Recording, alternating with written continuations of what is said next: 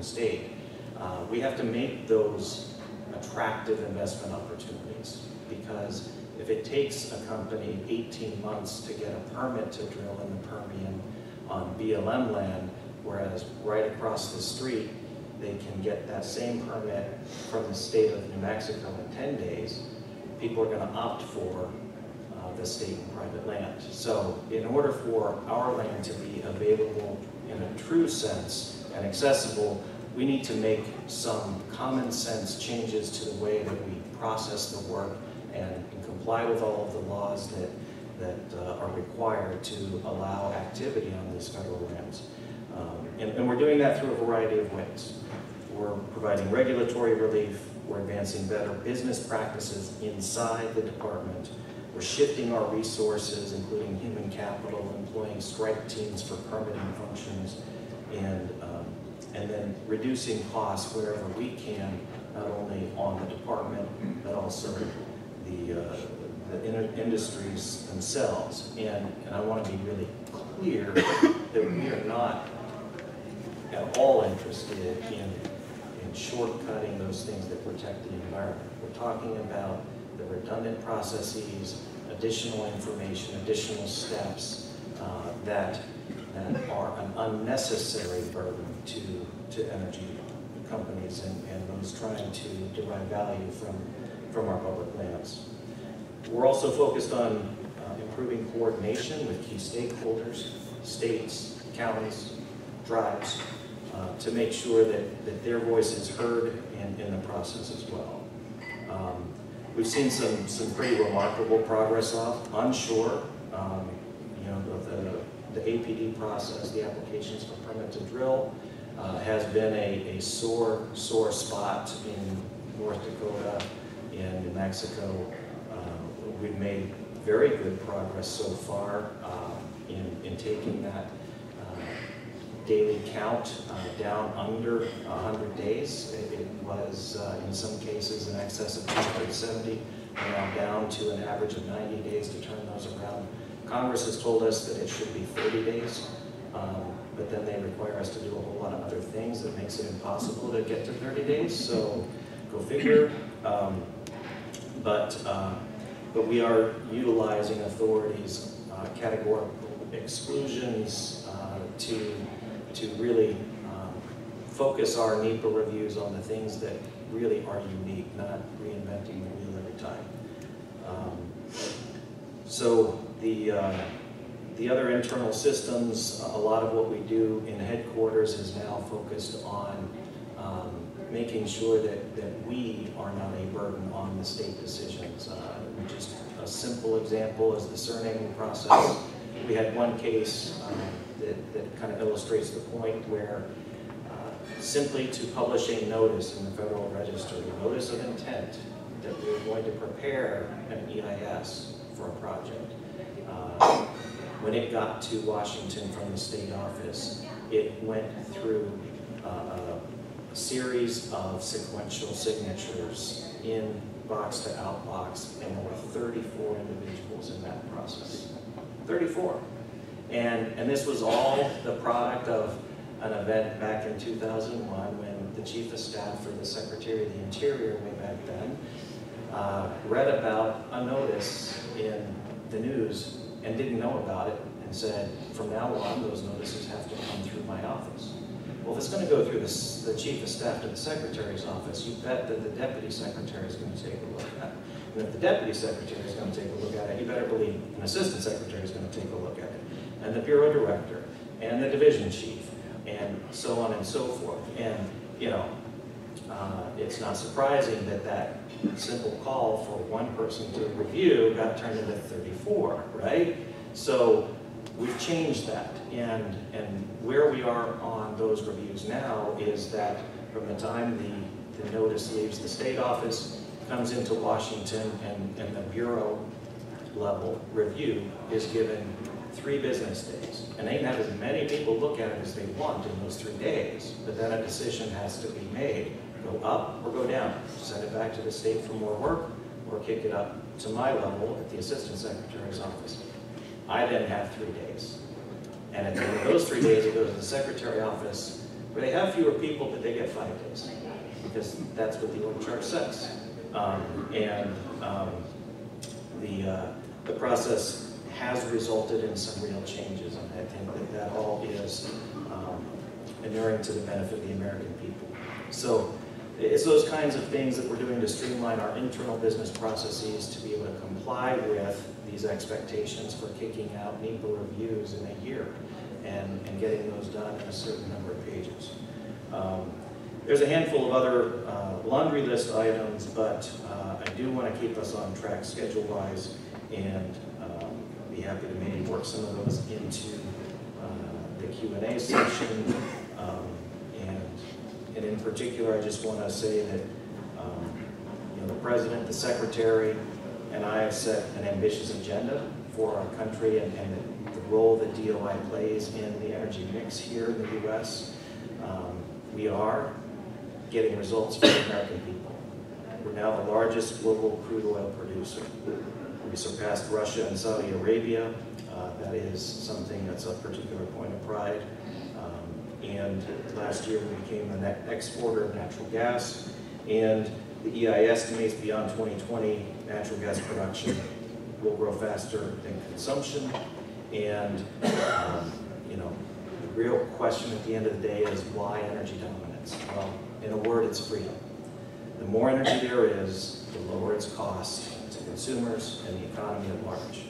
For 50 years, the U.S. policy has targeted energy independence, but we've never even come close. Now, if we take a page out of the farmer's playbook and we make enough energy to export to our friends and neighbors, the chances of us ever going without or paying high prices here at home goes down dramatically. So the opportunity we have to create friends and allies around the world whose alternative source of supply are regimes like Iran, Venezuela, Russia, we're having and already have had a dramatic effect on the geopolitical dynamics that keep the world peaceful and prosperous. So look forward to the Q&A part, and it's always fascinating. I have lots of questions from my economists. They rarely ask me any, so this is their chance. So thank you.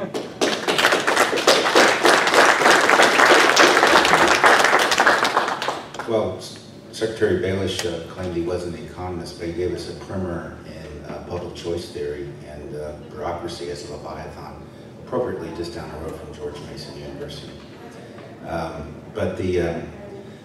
There's lots of places to go, but let's take up a couple of topics. You mentioned NEPA, Mr. Secretary. So let me ask Travis. The pipeline routes for the purpose of LNG exports have been challenged by some interveners on the basis of climate change implications. I believe there's a certain circuit court that has enjoined FERC to continue to look at that, and whether the use of gas overseas from American hydrocarbons has a positive, negative, or indeterminate effect on the climate. If it's in power, is it displacing coal, other gas, or nothing at all as the country that it's going to develops? Do you have a comment on the environmental aspects of pipeline permitting for LNG exports? I'm going to pretend this microphone doesn't work. Is that okay? So I don't have to answer that one. No, it's a great question. I think the fundamental thing is, it's before us. I believe it's part of the 1999 policy statement review, and we are acting through our orders. Though I can't speak for FERC. We speak through our orders. You can see where the votes are coming down. This is a somewhat divisive issue within the FERC. I will note, though, that former Chairman John Wellinghoff was outspoken about his belief that FERC doesn't currently have the statutory authority or the obligation to review the upstream emissions or the increase in CO2 that may be associated with a specific pipeline project. And so in his view, that's not part of our purview. We're still working out all these issues. Of course, that's going to be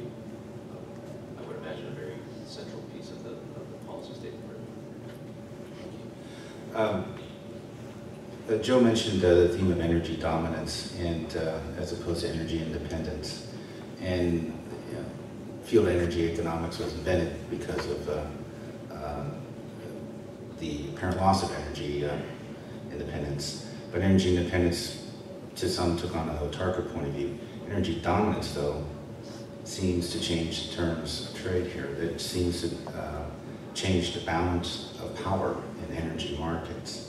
And to an economist, that may imply that the U.S. is seeking to become a price setter in energy markets rather than a price taker.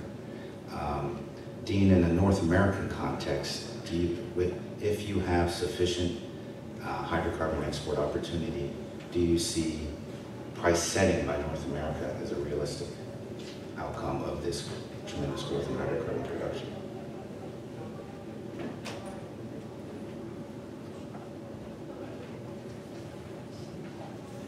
It's interesting. This microphone works either.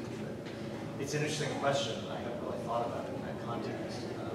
Right now, in oil markets, arguably U.S. shale and North American shale is incremental supply, and effectively together with other high-cost supplies, whether it's the North Sea, whether it's Canadian heavy, you end up getting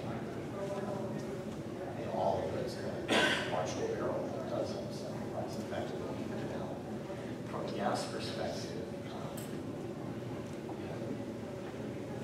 LNG isn't nearly as mature as oil markets contractually in terms of the evolution of the market. It has a long way to go. So you have these very regional markets in Asia and Europe and the US. And right now, it's going to take a village. It's going to take more than just a couple of projects to really change those business models and change the structure of pricing where it's actually price setter. Today, the price is set by contracts. In Asia, they're oil-based or tied contracts, sometimes with some escrow. So they have the upside and downside, but it's basically a percentage of the oil price with the differential for transportation. There are variants in that in Europe that are also tied to refined products. It's competing against Russian influence. So unless you get an elephant fund in these new projects that just displaces that and is so cost effective, it starts from prices. It's hard to imagine the U.S. would set the price on natural gas. Higher prices just to justify the translations to justify it. Thank you. The Secretary acknowledged a fair amount of his employees out in the audience, and knowing what it's like to question someone in your chain of command. Since you're not, I'll ask some of those questions. A couple that have to do with offshore leases. One for gas and oil, and one for wind. In the oil and gas realm, in the deep offshore, they're struggling to compete with the onshore frackers. First question is, do you see any tinkering with royalty rates or lease arrangements in order to make offshore a bit more competitive? Secondly, there's a number of states such as New York, Massachusetts that want to build offshore wind farms, large offshore wind farms in submerged lands. How do you view the stance of the Interior Department with respect to extracting value for the federal government out of offshore wind leases?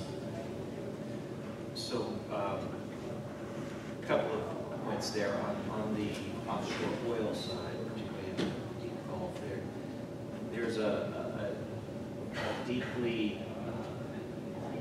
felt scar that remains from mistakes made back in the 90s with regard to going too far in royalty reductions in the lease itself.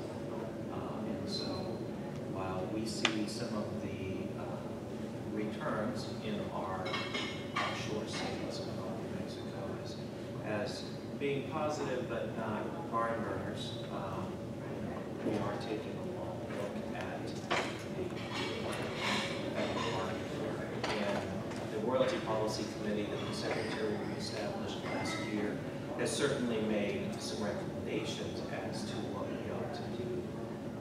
And I think that recent results at lease sales have at least given us an indication that something should be done. They don't really tell the whole story as to what should be done. We have a variety of tools available to us under OXLA, and whether it's deferring volumes, lowering rates, those are all available to us, but we don't really have the information at hand to say this is the right answer. And so for that reason, we put BOEM and BLM and Bessie all together. They all contributed funds to pay for an update to the IHS market survey that had been conducted previously. A lot has changed since that study was undertaken. A lot has changed onshore, even to the south of the Gulf of Mexico with the Mexican waters. And so I think that there is some recognition that there's an opportunity to restructure some of the terms, but not in a machete fashion. So I think we want to be thoughtful about this, and that could include price sensitivities, could target specific types of investment. Who knows? We are at the same time starting to receive applications and asking for shallow water relief for incremental investment in some of our legacy assets out there. So we are taking a look at that to see whether there is something that we can do to preserve what is a substantial quantity of oil and natural gas in particular that remains in the shallow water region, but lacks for investment. So what is it going to take to trigger that additional drill bit? When it comes to the offshore wind side of things, we have some really interesting dynamics going on. A lot of this is, there's a lot of interest in developing some offshore wind. We've had some pretty successful sales in the past. We don't have any iron in the water yet. And so the same approach that we've taken to conventional oil and gas, permitting and regulatory reforms, we are trying to work through for the offshore wind side as well. And an example of that is allowing an applicant to bring a design envelope forward for review underneath, as opposed to having a specific design drawings in hand and ready. So we are trying to work with the industry to identify ways to speed up or make more certain timelines involved for those reviews. And we are also moving forward with some additional sale areas. Now, that gets to be an interesting dynamic with our friends in the five-sided building. And they seem to think that everything is super secret and should only be theirs to live. So that's required some handholding and some sweet nothings and that sort of thing. But we're trying to get to a place where, with the right set of stipulations, we can have a body of operating conditions that the offshore industry can actually put steel in the water and start delivering renewable energy to satisfy these standards that are being required by many of our coastal states. Now, it just so happens that the Northeast is the highest concentrated area for energy use in the United States, and this offshore wind resource is going to be converted into power.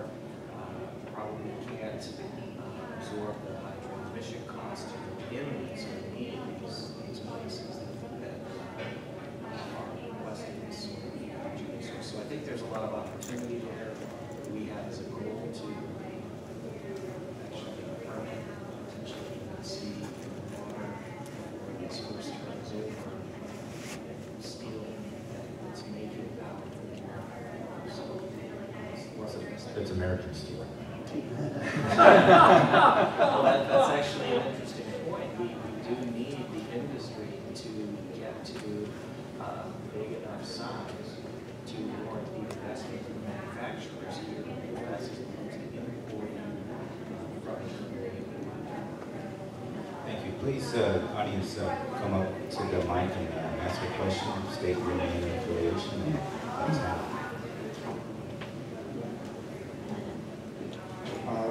Ron Upland, University of Tulsa. I've got a comment and then a follow-on question. The comment, actually, I liked Peter's sort of dichotomy, quite a dichotomy between the idea of energy independence and energy dominance. I wonder if we become dominant, does that actually make us even remotely independent? I mean, I don't think anyone in OPEC is actually independent of the global energy market. So I really don't know what the sort of the difference in nuance is there. But what I'm wondering is, how do we actually measure dominance? How will we ever know if that's actually a policy position that we have accomplished? Are we dominant because we're the largest producer of crude oil now? But we're also still the largest consumer of it. How do we actually determine whether or not we become dominant, and what does that actually mean? And let's open to any and all. Well, I'll take the first crack at that and say, from the DOI perspective, the secretary who uses that terminology more than anybody else, I think the way you measure that is the net export number, and ultimately, the bigger we can make that net export number, the more benefits we see accruing to the U.S. side of the balance sheet. In terms of the case that the Secretary makes in that regard, we have an economic argument, which we talked about, an environmental argument. America has much higher standards for development of our energy resources than many of the other large players in the world. And then there's the moral case. And, as a Navy SEAL who's been deployed by his country to take life, he has a much higher ability to speak to that from than I do. But the geopolitical scene and national security in terms of always policy is something that is also part of the way you measure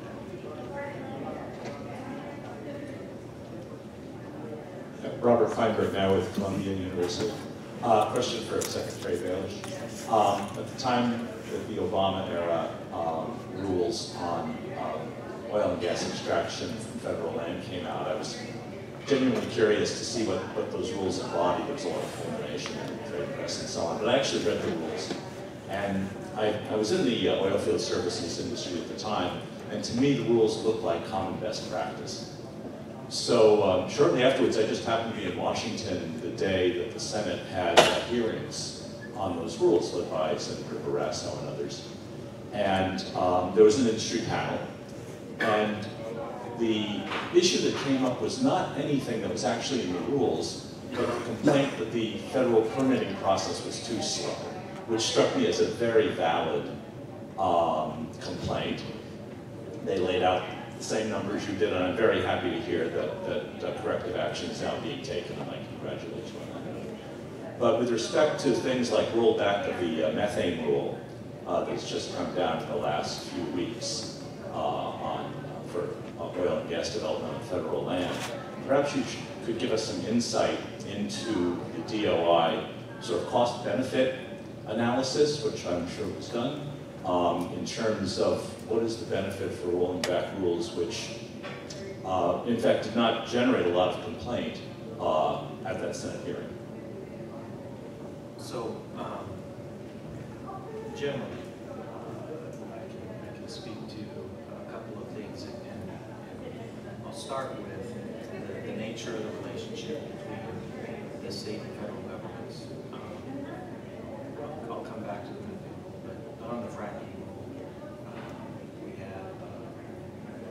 policy that was run through the rulemaking process and resulted in a new federal rule applied a lot of federal lands in 27 states. And every one of those states already had a regulatory scheme to govern the use of fracking in those respective states. And so, in terms of complicating the scheme in those 27 states, you're adding another element to what can at times be very complicated, particularly in these developments where you've got these multilateral wells with very long reach that are crossing multiple ownership patterns. And so, in a case like that, what's the real benefit? We had a couple of states with more significantly restricted, if you want to call it that, schemes for fracking, and so that was an example where I think it made sense for us to come back. With regard to methane, the cost of methane analysis really, this administration, you see the large benefit from a public interest perspective because of the social cost of carbon analysis that was done. And this administration just has a fundamentally different view as to how to utilize the social cost of carbon in these sorts of analyses. So that's one side. The other is that where you would see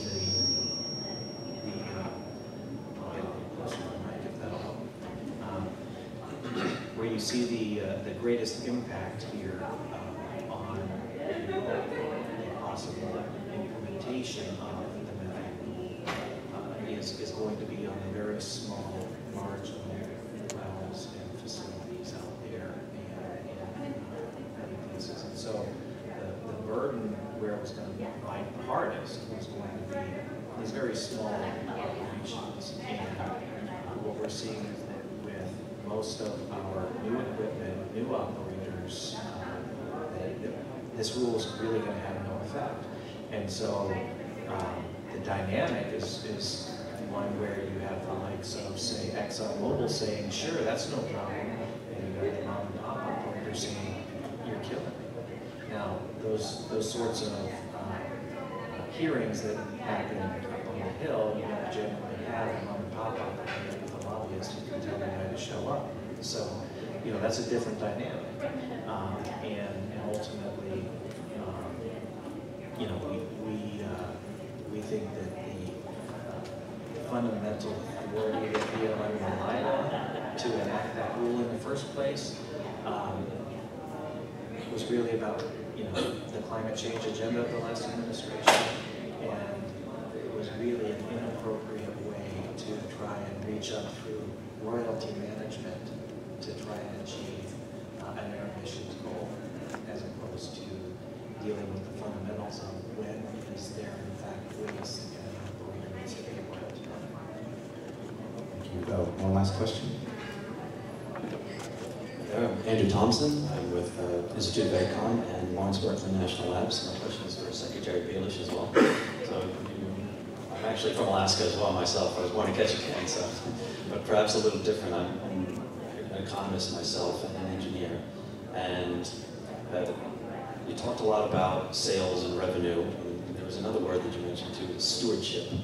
Right? And it seems clear that a lot of the motivation for the policy positions are economically motivated. Especially, so I'm curious as to how for example, lifting the moratorium that would allow coal plants to be built on public land, when we see in almost every developed market that coal is being pushed out by a number of different sources, but specifically in the US, by this very same natural gas that we tooted of being prideful about. So coal it's not competitive purely on a basis of cost. And then furthermore, how other DOI policies such as the reduction of public lands, public parks, and parceling off other public lands for the highest bidder. How does it actually align with this DOI mandate of stewardship for the public interest? So a couple of things there.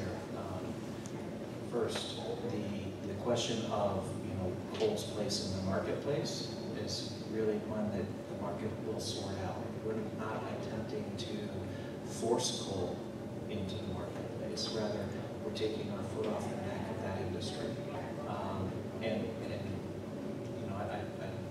I would be surprised if anybody from the last administration would challenge the contention that there was a war on coal. It was absolutely our goal of theirs. From an agenda perspective, rooted in policy, and that's fine. But there was a concerted effort to stop coal production in the United States, and we're just not in that place. Now, we are making sure that we have the right bonding in place to ensure reclamation occurs. In no way are we wanting to throw those sorts of protections and assurances out the window.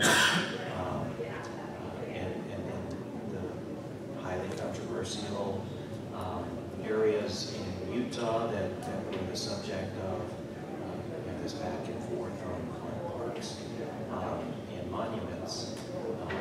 I think, as a fellow Alaskan, I think you can appreciate the feeling of locals that there's an awful lot that the federal government does to us without listening to us. Ironically, your hometown was devastated by an illegal canceling of the timber contract by the U.S. government. The company years later got made whole in court. The U.S. government had to pay back that company for its economic loss, but nothing was done to repair the economic torment for literally thousands of families throughout Southeast Alaska that were devastated. Now, as to the manner in which we're going forward, one of the charges that Congress gave this department was to establish a leasing program in territory again. I can tell you I have spent more time with caribou biologists in the last 3 months than I have with oil and gas economists. So, the Secretary expects us to use the best science, the best officers, and make sure that what we are doing is being long-term. Thank you. Everybody, let's give a round of applause for our panelists. Thank you, everybody, for coming.